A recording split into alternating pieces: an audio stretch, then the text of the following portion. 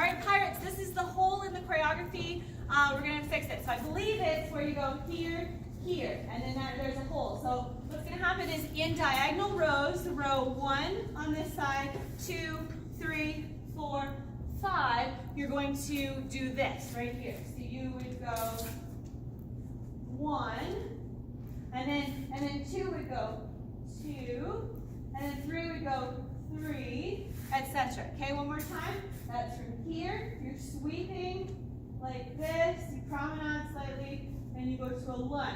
After that, we're going to do more of like a wave across the whole thing from corner to corner, and then back up. So you'll go down this way, back up this way. The way you're going to go down is like this. So you're here. You're going to slowly turn. I mean, it's not slow, but I'm slowly turning right now. Okay, arms stay separated, and you're going to go here. This elbow will be lightly bent. You'll have your left foot on the floor and your right foot lifted fully and your head down.